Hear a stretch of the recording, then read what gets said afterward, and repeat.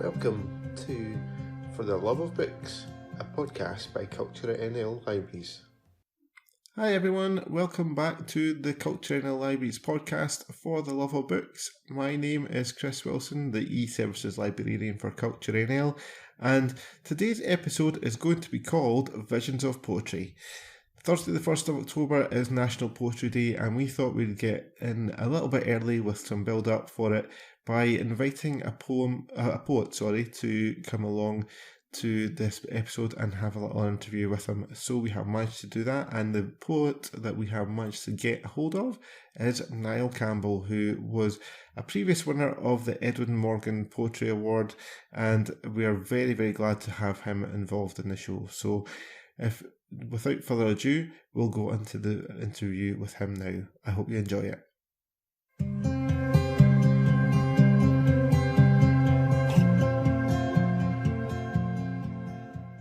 Thank you, Niall, for coming and joining our podcast today. It's a great honour to have you on our podcast.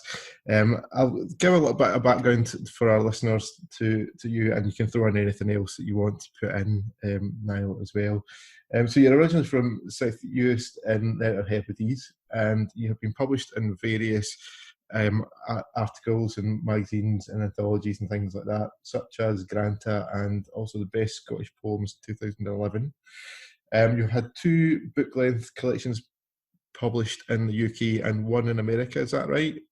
Yeah, exactly. And you're also the winner of numerous fantastic awards as well, including Britain's biggest poetry award, Edwin Morgan Poetry Award, and you've been nominated for various other ones as well. And I also read that you're currently writing a libretto as well for an opera. That sounds fantastic. We'll maybe touch on that a wee bit later on as well. But yeah, so that's kind of, I mean, you are pretty much a star poet in my eyes after all that, winning those awards and things like that. It's great to have you. So what got you into writing poetry to start off with, Niall? To be honest, it was pure luck. I went to university with the idea of studying history, and that was the kind of interest I had at the time, leaving school. And the Scottish system means that you've got to, what they say, like fill up your columns. You've got to make sure that you're actually doing a broad kind of sweep of different things. And I took a entry-level literature course alongside the history modules, and just from then, kept it going into my second year. And then by the end of the second year, history seemed to have been pushed to the margins, and it was literature I was more interested in.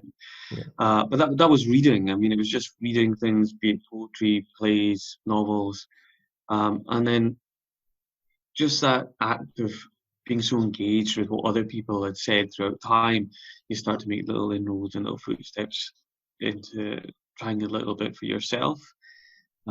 So that's where the kind of the germ came from. It started there, and then eventually over the years just grew and grew from that point. Yeah, fantastic.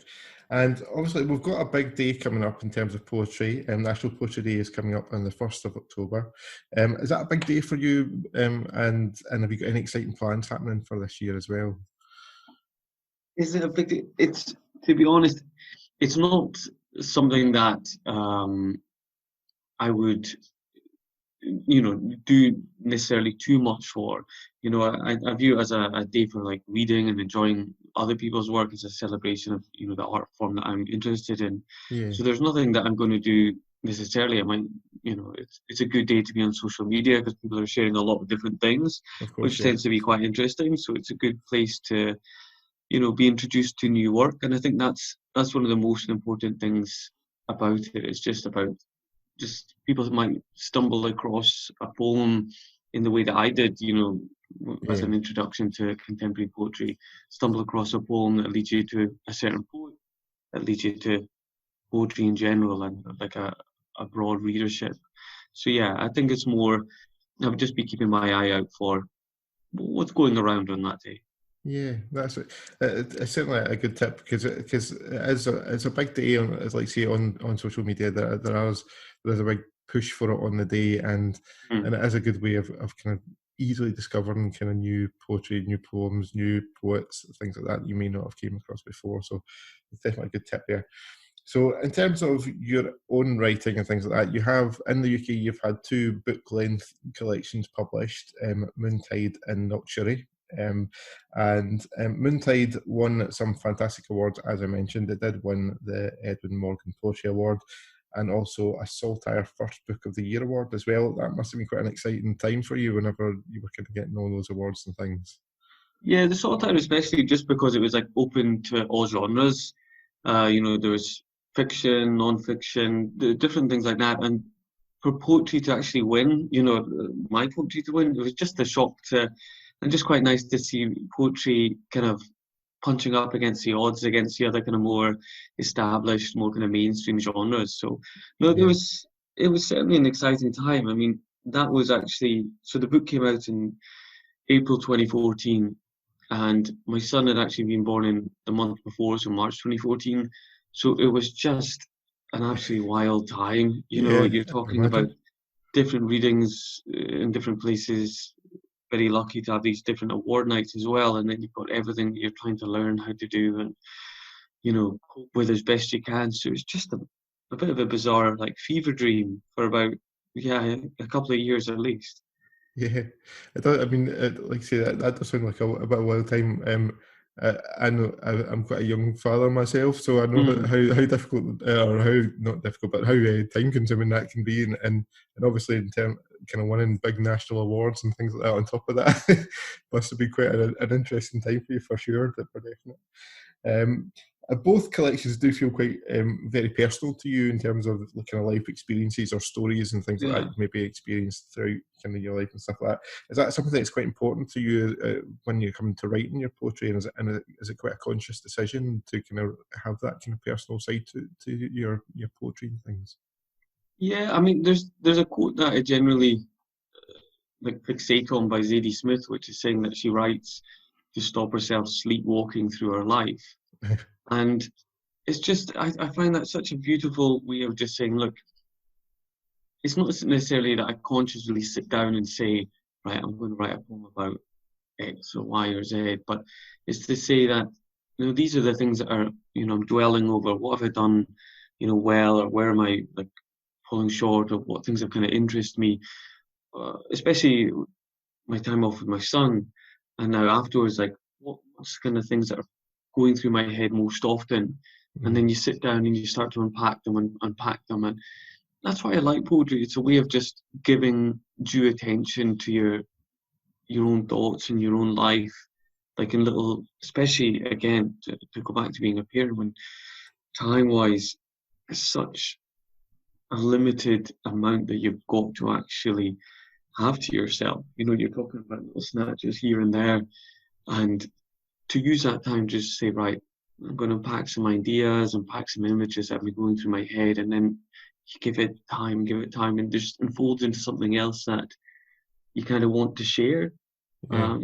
I was reading something else, and I can't remember who the quote was by, but it was saying everybody starts off writing personally until the point that they become everyone inside the art that they're doing. And it's just about, burrowing in my own life, my own kind of experiences, but that I think might be important or might have an element that other people might share. And that's important for me more than anything. It's the connection with other people, working away by yourself in a, lone room, and yet trying to connect the people from that point. Yeah, I mean, I think, like you say, that most writers kind of do write from that kind of sort of personal point of view to start off with it, at least the book. And I suppose that's a kind of natural thing for anyone to really do, because that's what people kind of have experienced and know best, and which I would imagine kind of helps the kind of writing process a little bit in terms of kind of being able to kind of write about more about what you're kind of doing and things like that. Do you want to tell us a little bit more about Moontide then? It's the inspiration behind it, how the collection came about, and when did you realise you'd kind of managed to write enough kind of content to kind of create a sort of book-length collection for the first time? I mean, it was, right, when would I say? I think the first poem from Moontide was written around about 2008 or so. And like I did a master's at St Andrews in the creative writing department there, and so that was 2008, 2009. So that for me was really formative. As much the tuition there was incredible because you had Don Patterson, you had Kathleen Jamie, Robert Crawford, John Burnside. I mean, mega Scottish poets, incredible. But also I lived in Glasgow at the point, but moved to St Andrews for the year, and there was just 7 of us on the course, and we didn't know anyone else, and so we just bonded together, and all you did was talk poetry, write poetry, read poetry. You know, it was an incredibly important time because it was just so intensely focused on that one thing. And then from then it was just whenever I could just write poems here or there, try and get them published, go into that little thing. And 2013, I won the Poetry London Prize. It's just for an individual poem, or a poem called The Letter Always Arrives at Its Destination, which basically kicked everything off, really, because from that, Blood Axe Books got in touch to look at a manuscript, and they said yes. And then from not having a book, you know, in the space of, 3-4 weeks, the book was going to come out in, I think it's about 6 months, 7 months, so it just went from 0 to 100. It was absolutely fascinating to see it just go. So yeah, it was, again, didn't have too much time to dwell or to think or to overthink sometimes. It was just a case of, right, here's some poems, and it just felt right, and it just all kind of fell into place. Right. It's funny. It's interesting you mentioned that the letters always arrive at its destination. I was actually having a look at the 2 collections just earlier to kind of try and pick out what I think is my favourite one. And from Moontide, I would actually probably put that as my favourite one actually from that collection as well, which is quite good. I just kind of I like the kind of sort of content behind it and things like that. It actually made me kind of think of a personal experience of something similar to the content on it, of the kind of messaging bottles and things like that sort of stuff. It was a strange one because actually I was thinking about how and when it was written, and it was written in so I grew up on South Uist, and then I've been on the mainland since, and my wife and I were living in Leeds at the time, in the city centre, and that was written in our little 1-bedroom flat overlooking a really dilapidated, dodgy car park sometime in the afternoon. And I was reading this other book, I'll talk about it a little bit later, but and just the image came of something else, and it came about, childhood and, bottles and maps and everything else. And then this poem started to be written, and it was almost like an antidote to everything else that was outside the window. But yeah, it was quite unusual to think of it being written in an environment completely divorced from the imagined environment of the poem itself. Yeah, I suppose whenever you kind of do maybe sort of imagine you kind of sitting there kind of at the time kind of experiencing that and by the pier or something like that. Yeah. Do you want to give us would you mind giving us a little reading from maybe a poem from of course, yeah. Well, I'll tell you what, I'll read that one there. So okay. The letter always arrives at its destination. There was a book called Enjoy Your Symptom by Zizek, I think it was, and this line appeared in it. So the letter always arrives at its destination. Okay. An idea behind it was from Lacan to say it doesn't necessarily arrive at its intended destination, but it arrives at a point that becomes its destination. So it could be misplaced, it can fall short, it can get lost somewhere, but by ending up what it does, it becomes important in and of itself. And that just, I don't know, it just immediately connected with, yes, being young on the islands. And I mean, to grow up on the islands now, you can get to the mainland semi-easily, and most people probably do it very regularly. But the mainland, even Glasgow or Edinburgh, we travel there once a year for about a week. And so we were cut off completely. And that's a quality in and of itself, but we felt our isolation as a kind of strange and magical thing, but that you still wanted to connect with this broad imagined world outside. Mm-hmm. And so those two things, this quote and then this memory, kind of all came together to this poem. So the letter always arrives at its destination.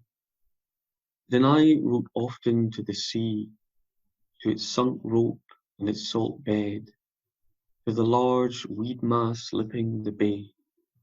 The small glass bottles would be lined along the bedroom floor, ship green or church glass clear, such envelopes of sea mail.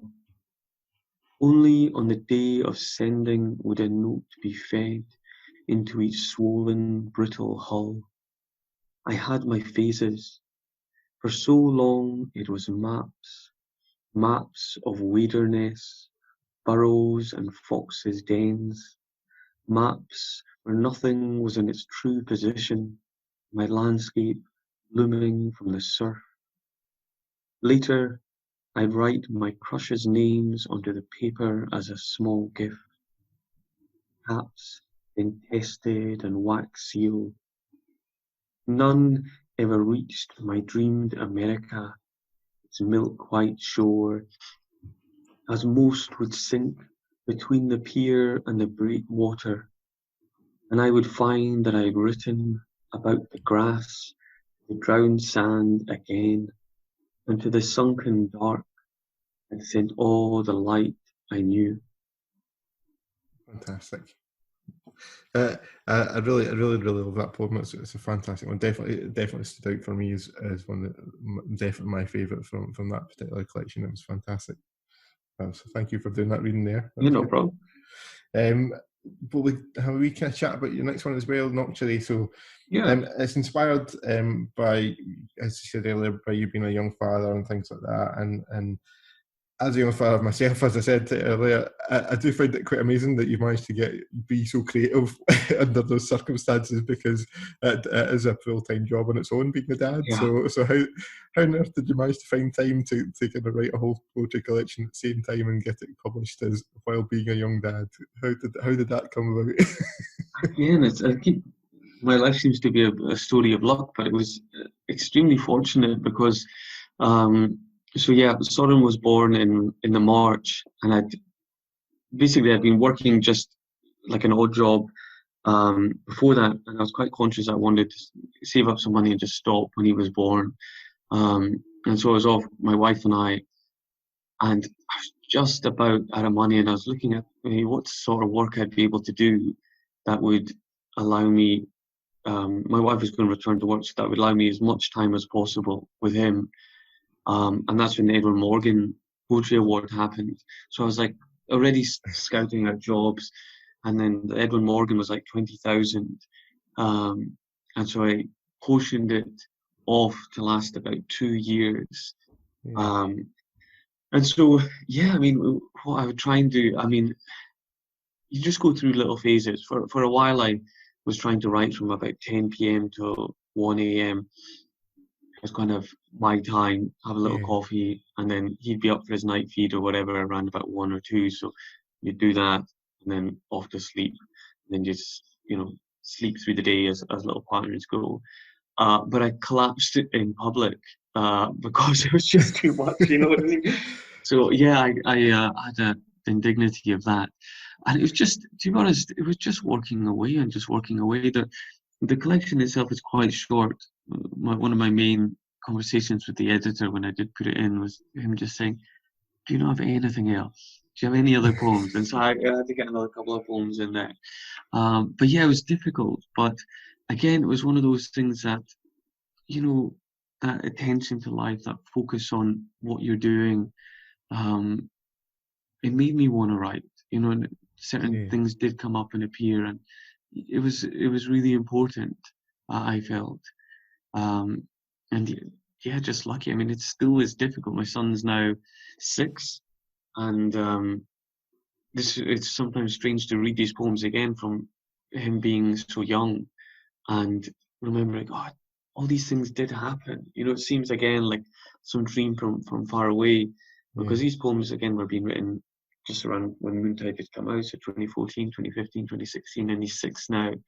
And it's still that little battle of where do you fit in writing? You know, it's not gone away. Yeah. It's Yeah. just still there. Just where do you put it in? How can you manage to make it fit in your life? Yeah. One of the things that I think will be really fantastic is the fact that he'll be able to look back in that and sort of later life and know that he was the kind of inspiration behind quite a lot of it as well, which is lovely. Yeah, I don't know how you'll feel about it. You know, you never know. They might go through different phases. Obviously, the teenage phase of being mildly embarrassed, or hugely embarrassed. But you hope in the end, yeah. Or even like if he has children himself, you know, the fact that there's this book that was about him that he can then pass on. It might just be interesting to see where that goes. Yeah, definitely. Is there any particular standout poem in it that stands out to you as kind of the sort of main one for it? There's not particularly one main one. I mean, I do quite like reading the last poem in the book, if only because it seemed to tie up so many different loose ends from that the book ended up being about. So if you want, I can read that one just to give a wee bit of a sense. But yeah, that would be fantastic. Yeah. Essentially, it's towards the end of when I was writing the book, and again, Son was a bit older. He was 3, approaching 4 at the time, and biologically, you get used to being up late. You get used to, you know, waking in the night feeds, whatever else, and doing those sorts of things. And then all of a sudden, your kids start sleeping through, and you know they start to sleep through 8 till 7, 8 till 6, or 8 till 5, or whatever it might be. And you and your body, you know, are used to a certain way, and used to being needed at those times in the middle of the night, and yet you're no longer needed, but your body's still awake. And I went through a phase of not sleeping particularly well. Just it seemed this strange crossroads of learning to be awake at a certain time, and then all of a sudden that need of it not being there. So this poem is called Good Night. No curtain should be open at that time, but ours weren't drawn, and the cold world looked in. 3 years into his life, come to the window, sleep hadn't found my door again. So up, I watched the morning's morning open out, the frosted ground clean as an envelope. Awake, so tenderly awake, I felt like the lamplighter of some old city. The city's lit, and the crowds dispersed. So much was love, so much was work. I took the small spark post to post. I cradled it and let it guide me to my darkling house. Good morning, here's the brightness in the dawn. Good night, here's love like a faint snowfall. Good night. Yeah, it's a fantastic ending to the collection for sure. It's a lovely kind of ending to it.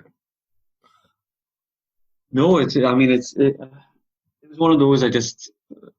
When I'd written that, I pretty much instinctively knew that's right. That might be quite a nice one to just end on as a wee good night, as a little gesture, and then it closes, and then that's it. You know. Yeah, it's lovely. It's a lovely ending. And the next thing I wanted to kind of touch on with you was obviously the last few months have been strange times for everybody and the whole of the world, basically. Has that inspired you to kind of writing anything in particular? Obviously, because you have kind of written in the past about the kind of your own personal experiences, and obviously you will have had your own personal experiences of lockdown and how that's kind of went for you and things like that. Is there any chance of like a kind of lockdown inspired collection coming at any point? Has there been any kind of time for writing involved in that time? You know what? There's not, and I don't know why that would be, unless it's just a case of just too focused on just surviving, you know, rather than kind of pushing anything too creative on that side of things. I think, my son being off school, differences, with my wife's work and my own work and how we go about it. It's just been about that balancing act and just trying to make sure that, right, you all, are calm and stable and everything else through all of this. And I've probably written less, partly in terms of poetry, partly because a lot of my energy is going into this libretto that I'm writing as well. Yeah. So I think it's just been, partly a mixture of family and support on that side of things, but the other side of it being just especially through the summer, there's a big period where I had to get a finished draft of this libretto. So I was just focusing on that and redrafting it consistently throughout. So I've written a few pieces here and there because I got some time to myself, but nothing too lockdown inspired just at the moment. Yeah. I suppose, that's something that could always come potentially at a later point as well. I think so. Yeah. I take a while to mull on things. So to be honest, it'll probably be about 2 or 3 years. In the same way with yours, and the letter always arrives at the destination being written near the car park. Maybe at some later point when everything's fine and everything's good and happy-ish again. Yeah. And then I'll start thinking of that time we're all locked down. Sometimes you need that distance and that time to reflect and things like that on it and how. Absolutely, and the contrast of right now being different to then, and that kind of sparks something in the friction between the two. So I think maybe later, but nothing. I'm still up there, kind of thinking at the moment about it. Yeah. So we've mentioned your libretto a little bit a couple of times now. So what are your plans for the future? I think that's kind of the sort of main focus of what you're kind of doing for at the moment. So you want to give us a little bit more about that and let us know a little bit more what's happening with that? Yeah, of course. Again, this basically goes on the model that Auden worked with Stravinsky on an opera called The Rake's Progress. He did a few others, but that's one of the prime examples of more recently of a poet making quite a good librettist and helping write for music and bringing along the ideas. And so that's where the project kind of stemmed from. So I'm working with a composer called Anna Appleby, and I'm doing it through Manchester Metropolitan University, and she's at the Royal Northern College of Music, and this is a project between the two institutions and us two as individual artists. So it's been really interesting because it's a case of doing something properly collaborative for the first time. Again, with a poem, you're there to your own whims. You go into your room and you just let the poem or the thought dictate itself. And yet with this, it's a case of getting to know each other, getting to know the history more. So what are you working inside the traditional? What are you working against the traditional? It's been fascinating. It's been really fascinating. And in the way that poetry was a little door that opened when I was about 18 to 19, 20, something along those lines. No part of my life beforehand. Just all of a sudden it was there and the door, you walk through it. It's been quite similar with opera. And it's just this fascinating world that I hadn't appreciated fully before, So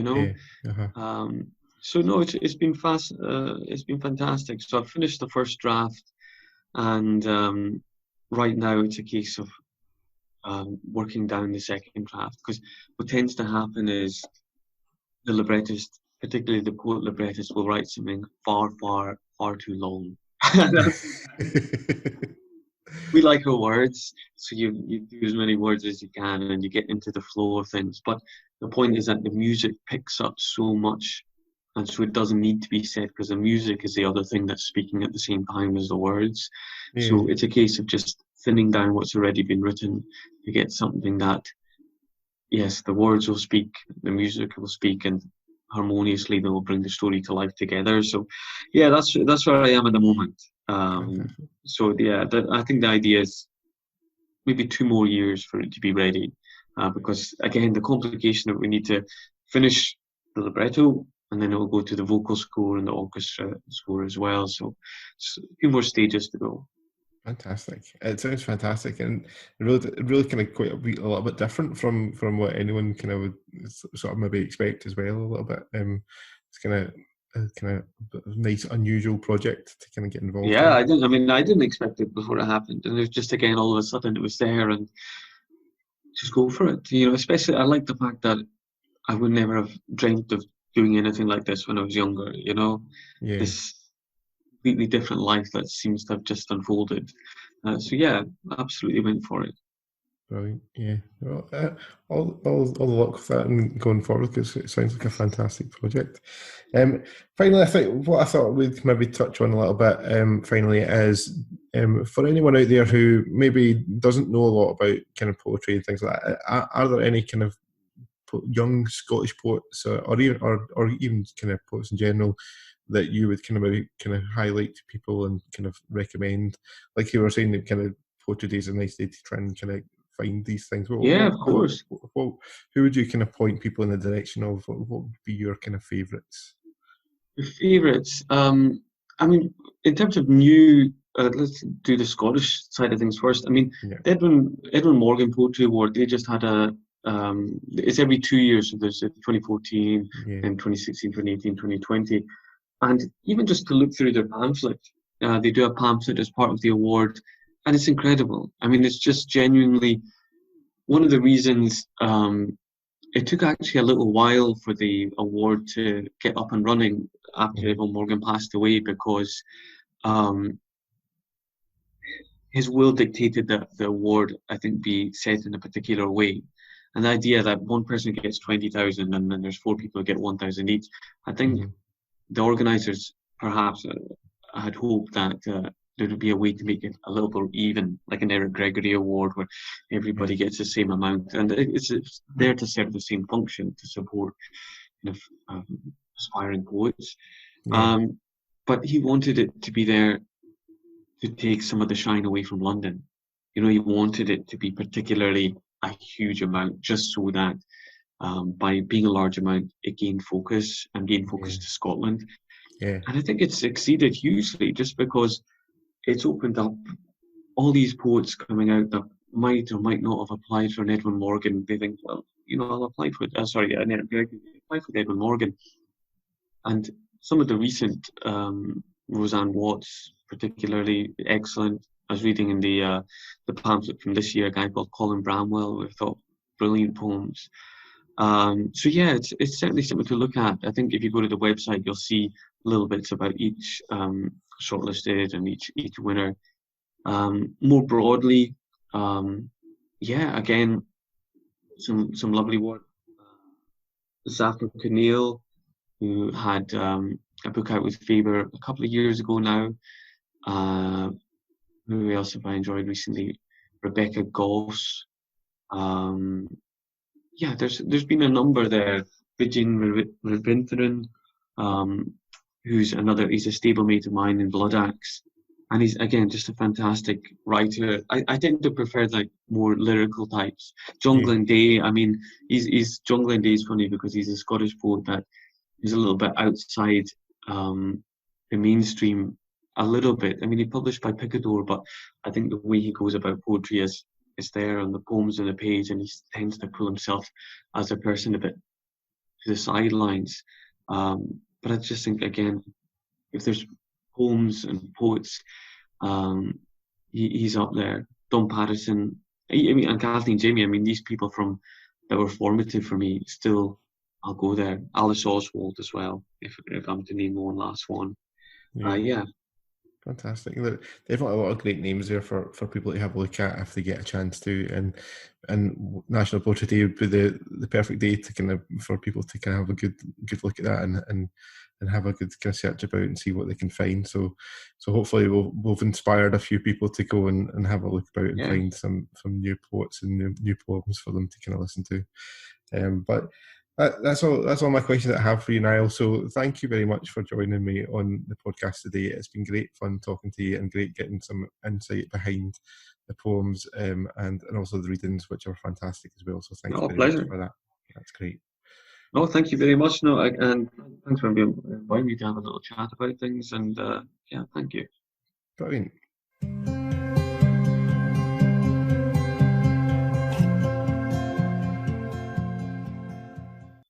And there you have it, guys. Thank you to Niall for coming and chatting with me. It was great fun to get a little bit of an insight into his collections and get a chance to speak to him. And I hope you guys enjoyed listening to it as well. His 2 book-length collections, Noctuary and Moontide, are available on our BorrowBox service to either loan or reserve. So do have a look at that and possibly download them. What a great way how to get involved in National Poetry Day by downloading and reading some of his poems if you can get a chance to do that.